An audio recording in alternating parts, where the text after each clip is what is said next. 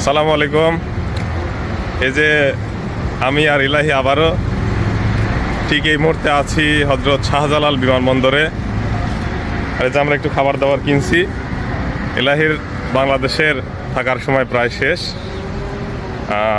Flight হচ্ছে দুপুর 1টার সময় এবং শেষ সময়টাতে সাথে আমি আছি। বিষয়টা আনন্দের সাথে একটু বেদনাদায়কও।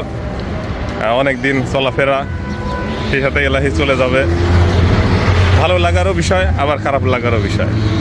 মানুষের জীবনে আসলে ভালো কিছু করতে গেলে অনেক কিছু ত্যাগ করতে হয়, এটাই ব্যাপার। তো ইলাহি কিছু বলো।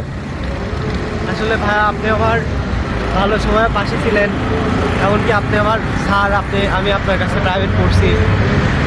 এমনকি যখন আমার পাশে কেউ ছিল না, আমার সবচেয়ে খারাপ সময় ছিল, তখনও আপনি আমার পাশে ছিলেন। এমনকি এই যে আমি বাইরে যাচ্ছি ভাই, প্রথম থেকে পাসপোর্ট করা থেকে শুরু করে একদম এই যে আজ অবধি আপনি আমার পাশে আছেন। আমি সেই হিসাবে আপনার কাছে অনেক ঋণী। আপনি আমার জন্য দোয়া করবেন, অবশ্যই। আবার যেন আমি ভালোভাবে ফিরে আসতে পারি, আপনার সাথে আসে আবার চলাফেরা করতে পারি। হ্যাঁ, সেটাই দোয়া রইল তোমার জন্য অনেক। আর সবচেয়ে বড় ব্যাপার হচ্ছে মানুষের খারাপ সিচুয়েশনে, খারাপ সময়ে পাশে থাকা। ভালো সময় অনেক সঙ্গী পাওয়া যায়, অভাব হয় না। তবে খারাপ সময় যারা মানুষের পাশে থাকে তারাই হচ্ছে প্রকৃত বন্ধু। তবে আপনি আমার লাইফের বেস্ট স্যার এবং ভাই, এটা আমি মানি। তো যাই হোক, আমরা আগাবো, আরও সামনে একটু ভিডিও করব ইনশাল্লাহ। তো শেষ পর্যন্ত হয়তো ওর 11টা সাড়ে 11টা পর্যন্ত দেখা হবে।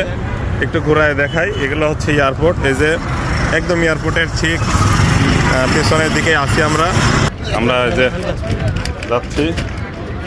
এলাহি আর এই যে লাগেজ, সকলেই দোয়া করবেন ওর জন্য। মানে যে উদ্দেশ্য নিয়ে যাচ্ছে সেটাতে যেন সফল হতে পারে।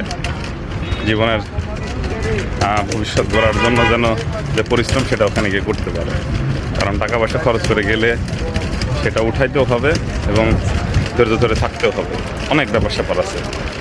যাই হোক, এখন 11টার মধ্যে ওকে ভেতরে দিতে হবে, চেকিং হবে শ্রীলঙ্কান এয়ারলাইন্সে। আর একটা সময় হচ্ছে ফ্লাইট, তাই না? প্রথমত শ্রীলঙ্কায় যাবে, তারপর শ্রীলঙ্কা থেকে ট্রানজ্যাকশন হবে, ওখানে 3 ঘন্টা বিরতি, এবং এর পরবর্তীতে হচ্ছে আপনার রিয়াদের উদ্দেশ্যে আবার যাত্রা করবে। তো যাই হোক, আমরা বাইরে থেকে বিদায় দিতে হবে, এটাই ব্যাপার।